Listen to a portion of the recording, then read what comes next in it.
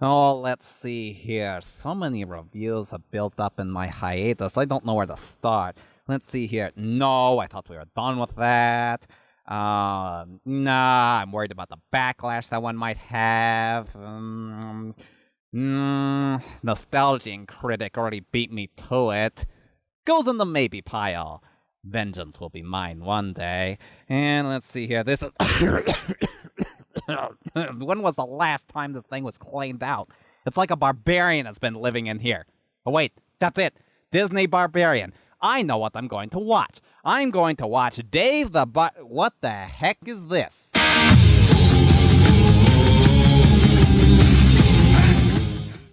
Greetings, the whale of the internet. I am the great Matthew Squeak, and welcome to Squirrel Talk Review.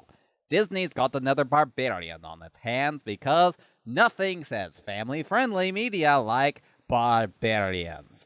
Originating in Canada, this little scantily dressed fellow started airing on Disney XD, and with a name like Fangbone, it instantly captured my curiosity of what exactly this show was. And it might have just piqued your interest as well, so let's not waste any more time and have a double featured look at Fangbone. Cue the opening!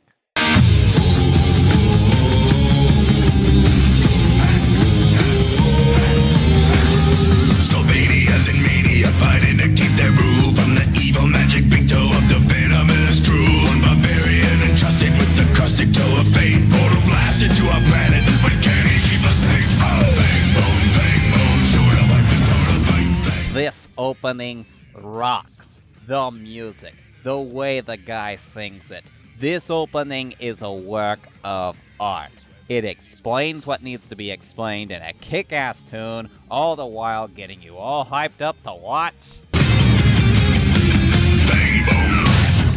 Sometimes all you really need is an awesome opening. Tell me, who would have changed the channel after watching that? Not me, that's for sure. I'd rather go back and watch it again.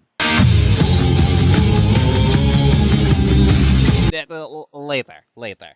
I've got my own show to do.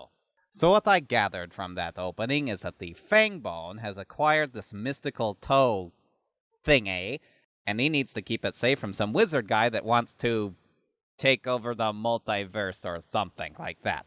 So Fangbone gets warped to our dimension of Earth, but now has to fight off pursuing goons with the help of his new human companion, Bill.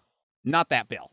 You know, now that I have read the description out loud, something about this is awfully familiar.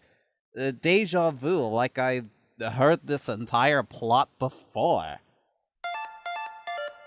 It's Thor versus the forces of evil! No, really, look. Change him to a girl, a princess even. Change the toe to a magic wand thingy, and it's pretty much the same plot line. Channels ripping off each other is nothing new. Doesn't matter how much paint you put on Bizarrevark, it's still iCarly. And doesn't matter how much drama you try to cram into every which way, it's still Wizards of Waverly Place. But Disney is weird, as it has a tendency to rip off itself. Anybody remember this group of kids getting into backyard adventures? Or the uncanny resemblance it has to another group of kids getting into backyard adventures? What's the strategy here? Does Disney purchase these knockoffs from Canada before someone else does and airs them anyway? Or did it approve of them in the first place to cash in on itself? What kind of Disney conspiracy have we stumbled into here? After all that, why on earth would I want to watch this show any further?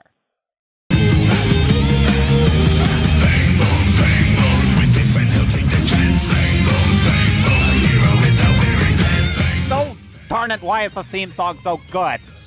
The episode, The Squeak of Might, begins with Bill, not that Bill, playing a video game. Okay, so it actually begins with a funnily worded line from Fangbone. Late at night. Bill, not that Bill, encountered... And then they vanished! Could you please pick a spot to start at? Jumpy plot line later, Bill is getting a spirit animal, even though he's technically not a barbarian. Beats me, Ponyhead here is just as baffled as we are. A spirit beast represents the heart, skill, and smell of a barbarian warrior. And you too, I guess. Way to go. There have been many mighty pairings. Clapperclaw and his axe, Pincher Crab. I want one of those. Grimeblade and his hammerhead Eagle Shark. I want one of those too. Somebody make it happen. Excited to meet this creature that's been stalking him, they make this crudely made summoning circle. Now, Bill, read the words. Hear me, spirit beast. Show yourself and be my companion. Be my companion forever. I think I've got a bad feeling about this. Because blind jokes are funny. So, the epic spirit animal of Bill is...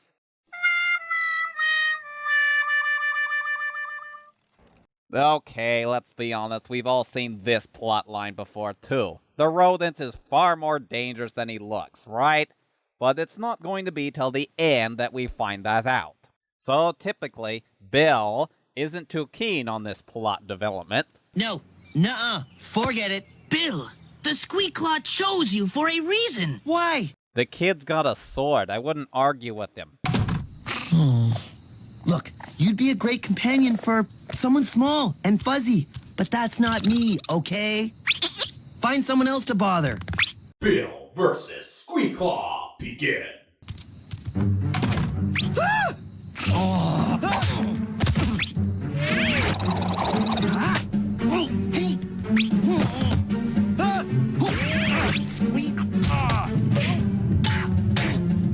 Winner, Squeakclaw.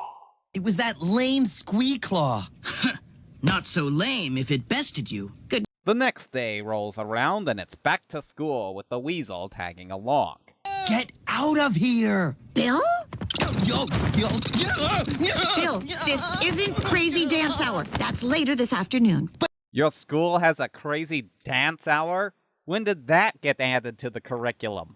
Bill continues to try and push away his unwanted companion, but the weasel continues to do everything in its power to further get on his nerves.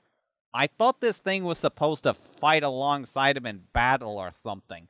All it's done thus far is beat him up and get him into trouble. So finally, Bill decides to try the whole summoning thing again. But turns out the rule is only one per person, and the consequences involved accidentally summoning an angry tar-spitting dragon. The show's weird, so don't question it. Meanwhile, the rest of the class is being subjected to cruel and unusual punishment. They're beautiful, but don't get too attached. Keep watching. When they get roped into the mess as well. So now they have to save their class and get rid of the dragon. Indeed. And no branches to climb. Use your sword as a branch. We can climb, then jump. Ingenious, Bill. Physics would like to disagree with your plan, even in the world of magic and dragons. The rescue attempt goes terrible, but never fear, the Squeakclaw is here, and he does pretty much like that. What do we know about tar dragons? They gotta have a weakness. They're vain. That's it? Okay, guys, make fun of the tar dragon. Hurt its feelings. Hey, Tar Dragon! You're not sparkly at all! I know you're distracting this thing, but is it really a good idea to be insulting this thing to its face? Oh, that's right, it suffers from the classic movie monster syndrome of waiting until it's too late to attack. So you're gonna be fine. Bill breaks free with a little help, and he goes mano-a-mano with the dragon. And beats it without too much trouble, actually. Guess as long as you're on his back, he's perfectly safe. But as the dust settles, Bill's new companion is nowhere to be found. Spirit beast companions only appear in times of great need, and they require no thanks. Then why was this thing straight up screwing with him for the past 2 days? Where was this time of great need? Was he foreshadowing the dragon? Bill accidentally summoned that thing because the weasel kept annoying him. The dragon went back home as a pet, but not the weasel. And we're never going to see this thing again, are we? Instead of introducing a cute new animal sidekick, it's ultimately just a waste of time. and I'm left with far more questions of how things work in this world than answers, including this Disney conspiracy. And if you'll excuse me, I'm going to probe deeper into this and see what I can unearth. Good day, Matthias. It's good to see you back in the review business. Well, if it isn't the professor of boringly worthless facts, how are you? How have you been? That's not my name, but I have uncovered some information I believe you should bring to light in your review. Well, dare I say it? Proceed. Fangbone is actually based off of a book series of the same name, written by Michael Rex. And before you ask, the plot devices you found similar to Star versus the Forces of Evil are in fact present in this book. However, the first book was published in 2012, while the first episode of Star versus the Forces of Evil aired in 2015. So, Star versus the Forces of Evil is really copying the plot of Fangbone? And if that's true, how did Fangbone come to be airing at the same time frame on the same channel? Or it may be a simple coincidence, as there's no indication that either was influenced by the other. Unless Canada saw the popularity of Star and realized that Fangbone had a similar plotline and decided they could easily rip off the show by making a show of something technically unrelated. Therefore, no one would be able to prove a thing of their dastardly plans of global conquest. The evidence points to it being a coincidence. That's just what they want you to think. We have stumbled upon the conspiracies of conspiracies here. Two seemingly unrelated bits of entertainment have the same plot threads, working their way through the youth until they both make it onto the TV, slowly taking over the minds of their viewers, brainwashing them into creating stargates into other dimensions to pave the way for galactic overlords to overthrow the planet. But surprise, it was really a plot by the Penguins all along, so they could rule the planet themselves by liberating it. I'm on to you, you foul-smelling birds! Don't you ever review to get back to? Oh yeah. The episode, The Lies of Truth, starts with an epic tactical retreat from this critter. Where did he come from? What is he doing on Earth? Don't know. The show's weird. Just roll with it. Come get us, Hornhead! Tear us limb from limb, drink from our hollowed-out skulls, bite off our arms! This is a very violent program. They make an epic escape and must rest before the next day.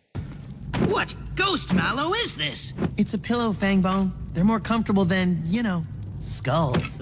Lizard Clan barbarians sleep only on the bones of the vanquished. That's a lot of bones. This is a very violent program. The next day brings school, and apparently Goatman here only stalks them at night. Weird. The Goatmen are upon us! There's an arrow in your butt! Oh, is it that time of year again? It's just foam. This teacher's awesome. Nothing seems to faze her. Except leaves. Today, we're learning about the exciting world of... leaves? The class visits a cheap medieval times demonstration. I can't believe Miss G's missing this! Once again, this teacher knows how to live. Bill, this world had swords, and you stopped using them? Well, there's a reason for that. You see...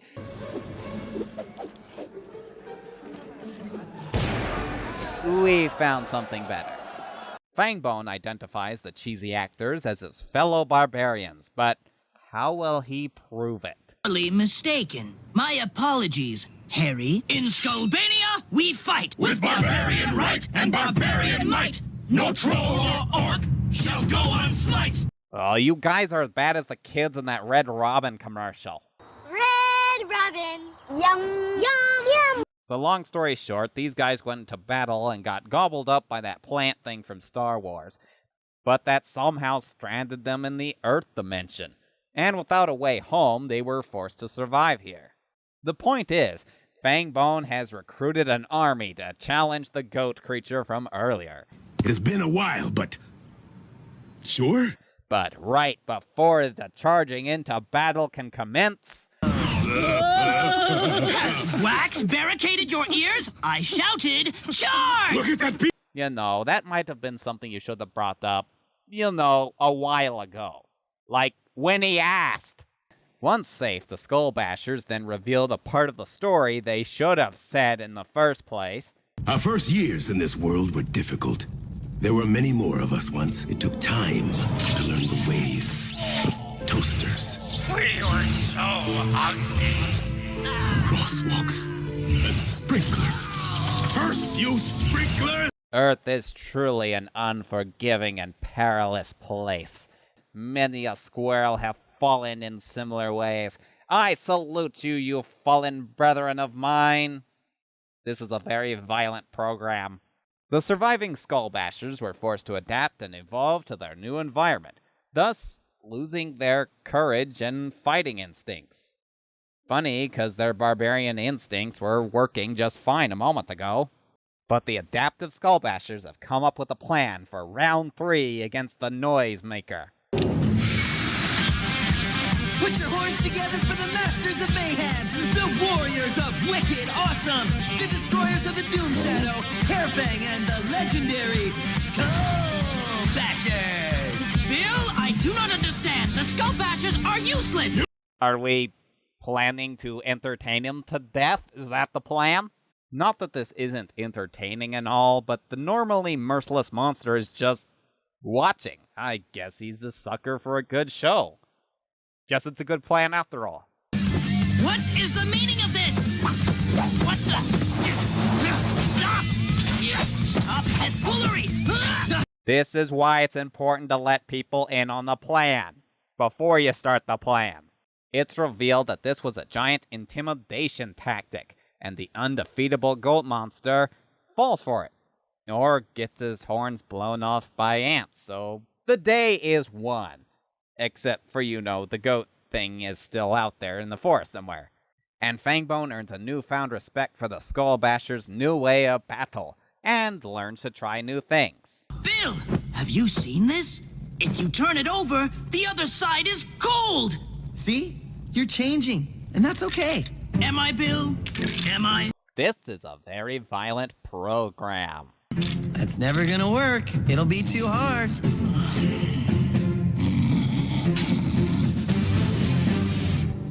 That was Fangbone. Now was it? Fair, I guess. If you try and compare it to Star vs. the Forces of Evil, which we kind of have to as both shows are still airing at the time, there's no competition. The princess runs circles around the barbarian. Not to say that I found anything wrong with Fangbone. It was entertaining enough, but nothing really making it stand out or leaving a lasting impression.